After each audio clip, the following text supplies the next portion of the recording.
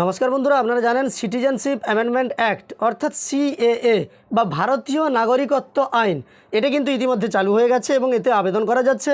এ নিয়ে আগেই আপনাদের আমি ভিডিও দিয়েছিলাম।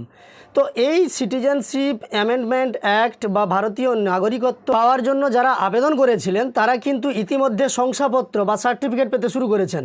মানে তারা ভারতীয় জনগণ হিসাবে ভারতবর্ষের যে অনুমতিপত্র তা পেতে শুরু করেছে। তো আজকের ভিডিওতে এই সংক্রান্ত সমস্ত তথ্য দেখবো। তো এই ভিডিওটি শেষ পর্যন্ত দেখার সঙ্গে সঙ্গে একটি ছোট্ট অনুরোধ করব, চ্যানেলটিকে সাবস্ক্রাইব করে পাশে থাকা নোটিফিকেশন বেল আইকনটা অল করে রাখবেন পরবর্তী ভিডিও নোটিফিকেশন সবার প্রথম পেয়ে যাওয়ার জন্য। তো দেখুন, আইন কার্যকর হয়েছিল আগেই লোকসভা ভোট পর্বের মধ্যে। এবার নাগরিকত্ব সংশোধনী আইন বা সিএএ অনুযায়ী আবেদনকারীদের শংসাপত্র বিলি শুরু করল নরেন্দ্র মোদী সরকার।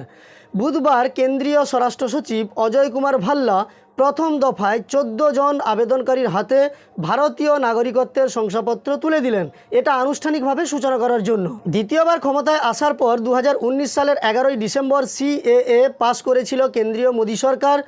ওই আইন অনুযায়ী 2014 সালের 31শে ডিসেম্বরের মধ্যে বাংলাদেশ, পাকিস্তান, আফগানিস্তানের মতো দেশ থেকে যে সমস্ত অমুসলিম অর্থাৎ হিন্দু, শিখ, খ্রিস্টান, বৌদ্ধ, জৈন, পার্সি ধর্মীয় অত্যাচারের কারণে এদেশে এসে আশ্রয় নিয়েছেন এবং অন্তত 5 বছর ভারতে কাটিয়েছেন, তারা নাগরিকত্বের শংসাপত্র পেতে সিএএতে আবেদন জানাতে পারেন বলে ইতিমধ্যে জানিয়েছে কেন্দ্রীয় সরকার বা কেন্দ্র।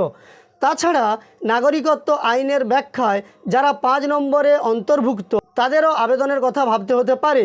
ওই 5 নম্বর ব্যাখ্যা বলেছে যে 2004 সালের ডিসেম্বর কিংবা তারপরে যাদের এদেশে জন্ম তাদের বাবা মা দুজনেই ভারতীয় হলে তিনি এদেশের নাগরিক। কিন্তু বাবা মায়ের মধ্যে অন্তত একজন ভারতীয় নাগরিক না হলেই সন্তানের নাগরিকত্ব প্রশ্নের মুখে পড়বে। সংসদের দুকক্ষে পাস হওয়ার পরে দেশের তৎকালীন রাষ্ট্রপতি রামনাথ কোবিন্দ অনুমোদন দিয়েছিলেন সিএএ বিলে, কিন্তু তারপরে প্রায় 5 বছর কার্যকর হয়নি ওই আইন। শেষ পর্যন্ত চলতি বছরের 11ই মার্চ একটি বিজ্ঞপ্তি দিয়ে আনুষ্ঠানিকভাবে সিএএ চালু করার কথা বা চালু হওয়ার কথা জানিয়েছিলেন কেন্দ্রীয় সরকার। তো আপনাদের এ নিয়ে ভিডিও তখনই আমি দিয়েছিলাম। কেন্দ্রীয় স্বরাষ্ট্রমন্ত্রী অমিত শাহ জানিয়েছিলেন লোকসভা নির্বাচনের আগেই দেশে সিএএ কার্যকর হবে। তার ওই ঘোষণার পরেই নাম নথিভুক্তকরণের জন্য আবেদনের সুযোগ দিতে চালু হয় অনলাইন পোর্টাল।